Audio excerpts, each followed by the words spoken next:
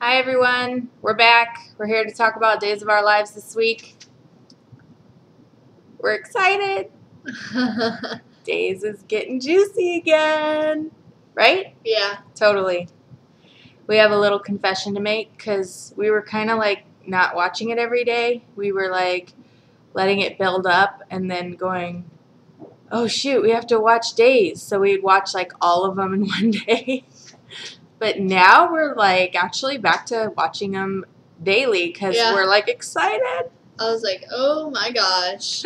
So, anyways, let's get right to it. First thing, Marlena goes to Stefano's house to confront him, accuses him of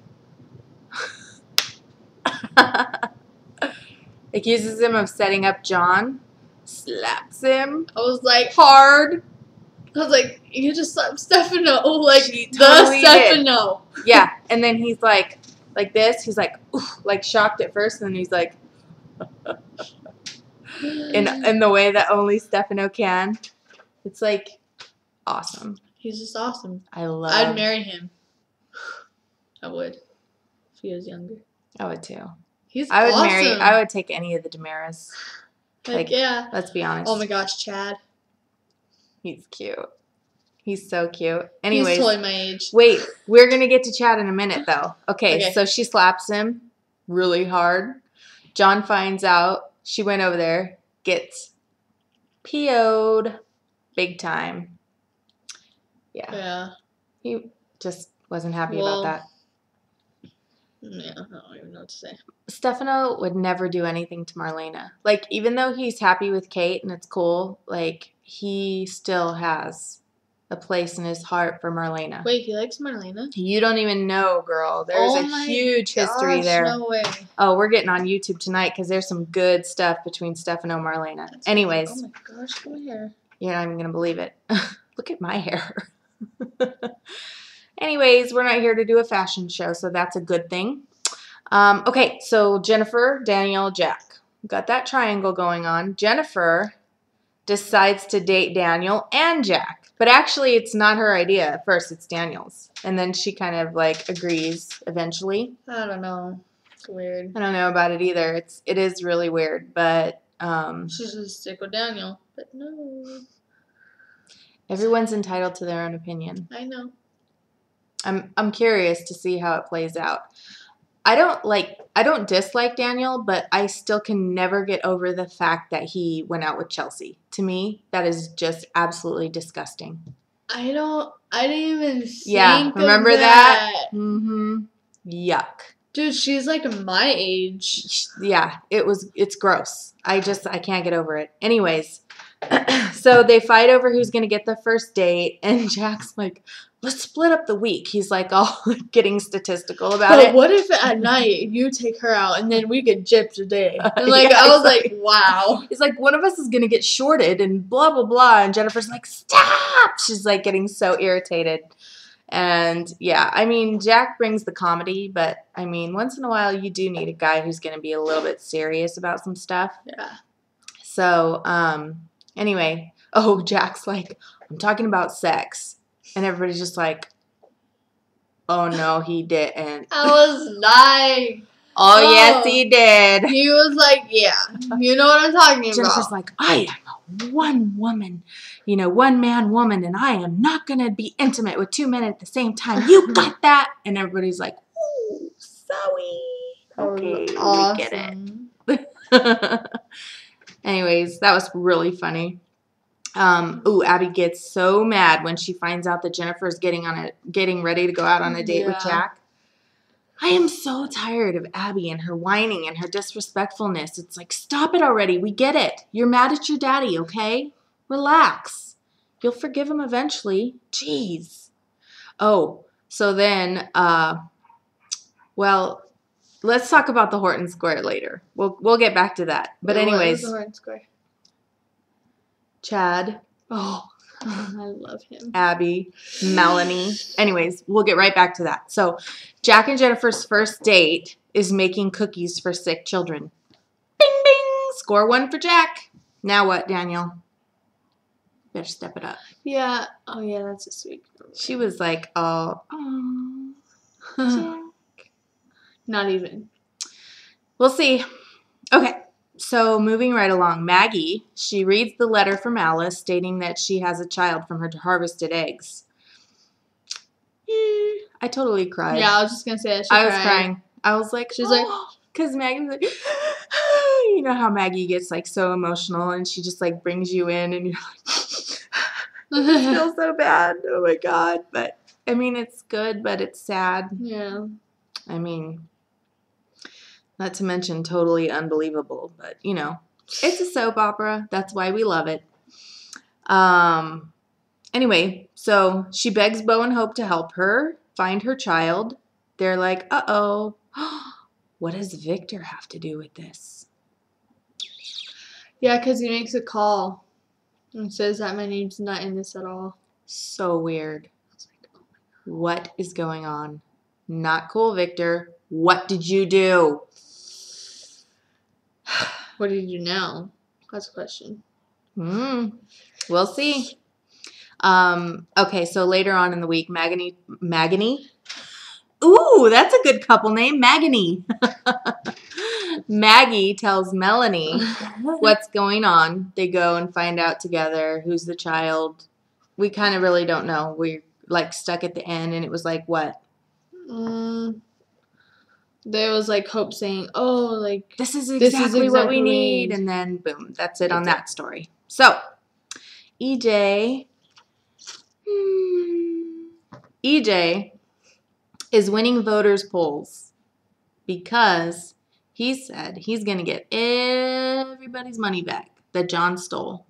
Of course he can do it, too, because he's, like, richer than rich. Yeah, but, I mean, he's like, using the situation for his own good. That's what villains do, I guess.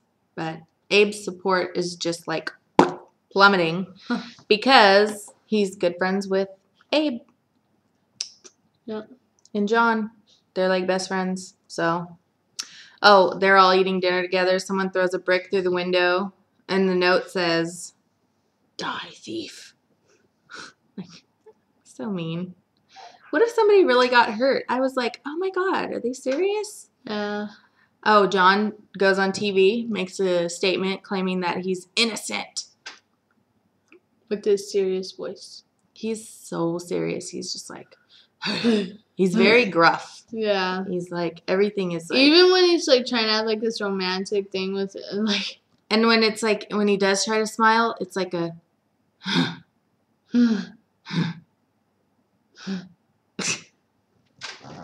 We look so ridiculous right now. Dude, okay. That was bad. I'm not watching this one either. Yeah, let's not play this one back either. Okay, so speaking of EJ, Patty Stanger, the matchmaker, she calls Nicole. And she tells Nicole that she has the perfect girl to set EJ up with. She was like fuming. She did not like it. I was like, oh my gosh, they're getting back together. I was afraid of this. Dude, Nicole loves him. I don't know, but does he love her? Yes. I don't know. We'll see. So she doesn't tell him. She actually, not only does she not tell him, but she actually lies. So she tells him something totally different because she don't want to see him with another girl. Mm-hmm. Oh, Gabby, Will, Sunny, we haven't seen them in a while. Mm-hmm. They see some gay slurs on their website, but lots of people actually stood up for him, so it actually turned out to be a kind of cool thing.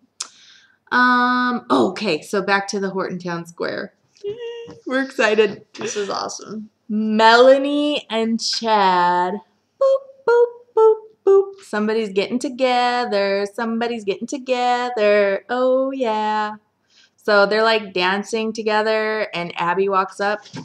What is going on? Or what was it? I don't know, but she got jealous. Yeah, she was not happy. And then she played it off by saying, "This is how it's done," or something like that. Yeah. Like, okay. Nice save, honey. Good job. But, you know, as fed up as I am with Abby, like, come on, Melanie. Don't flirt with your best friend's boyfriend right in front of him. So mean. Please. I love you, Melanie, but that was wrong. That was like not cool. I mean, and they were seriously like,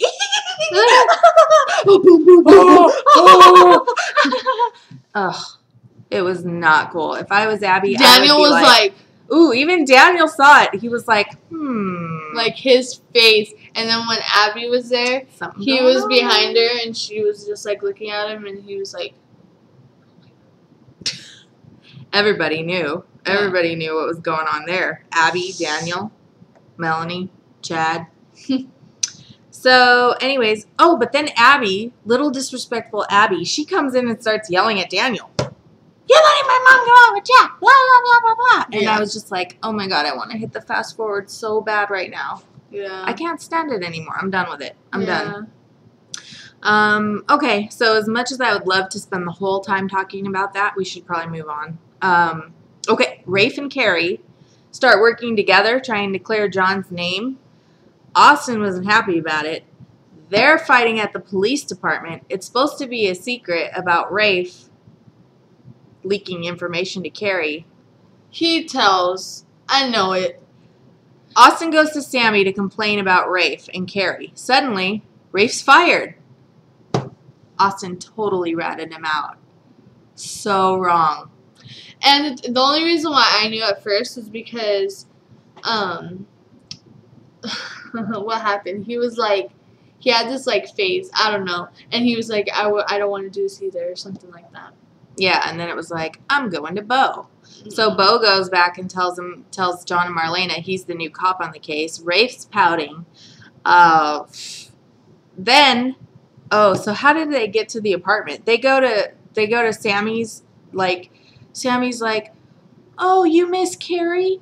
It's okay. Come stay with us. And Austin's like, okay, sure. Really? Obviously, Austin wants her. Well, I mean, they're gonna put Sammy and Austin back together. Back together? They were together before? Oh, girl.